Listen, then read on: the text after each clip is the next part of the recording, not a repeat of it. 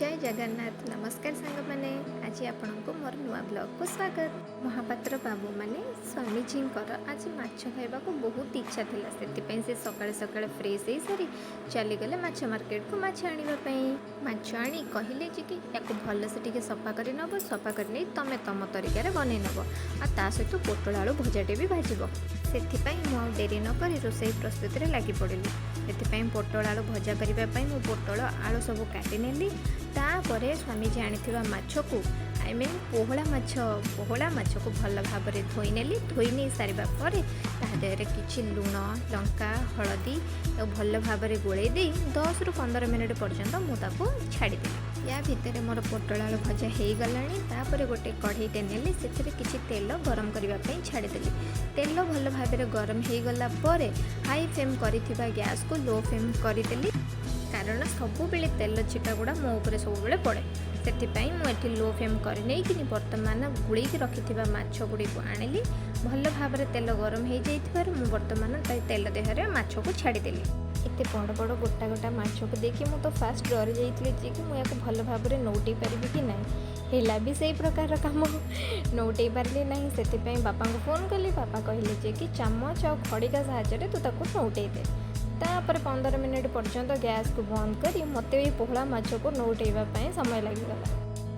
माछ तेल में मुझे आलू किसी समय भाजवाई छाड़ी देती। एठी अदा रसुण पियाज मु बाटिबा रखी नहीं। हलदी गुंड लंका गुंड धनिया पाउडर स्वाद अनुसार लुण टिके चीनी 2टी लंका जीरा गुंड धनिया गुंड तापर हो फिश मसला किछिटा जीरा आउ कोटा सोरिष मु किछि नहीं। ये सब को मिसईकि मु गोटे मसला रेडी करी। एठी टमाटो किछि मु काटिकी रखी नहीं जोटा कि मु परे पकेबी। एठी वर्तमान अदा रसुण पियाज सोरिष आउ जीरा को बाटी नबा।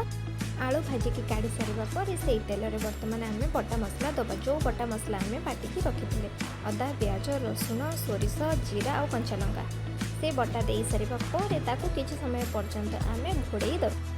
2-3 मिनिट मसला को घोड़े रखी सारिबा पर से आम वर्तमान टमाटो दबा।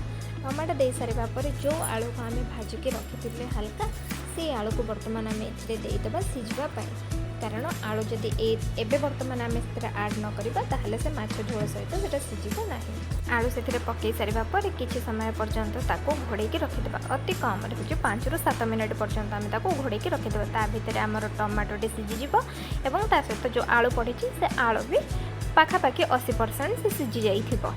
7 मिनिट पर ढांकुणी को बाहर कर देखि नबा आलू और टमाटो सिझी जाइछि कि नहीं। टमाटो ये भल भाव में सिझी जाइछि तेणु टमाटो को आम ए भल भाव में घांटी नबा। तापर आलू तो पाखापाखि आमर सिझी जाइछि। या पर आम से कौन करबा ना गरम पानी टिके ऐड करबा। ठंडा पानी ऐड कले से मसलार टेस्ट सब बिगड़बार चांसेस थाए। से आम ये कौन करबा धनिया पत्र पकई नहीं सारिबा पर एथरे आम किछिटा उषुम पानी आम ऐड करबा। तापर आम या किसी समय फुटापी छाड़ीदबा। फुटा पर आम भल भाव में भाजिकी रखिथिबा माछ को ये आम छाड़ी नबा। छाड़ी नहीं सारिबा पर किछि समय या ढांकी रखिदबा।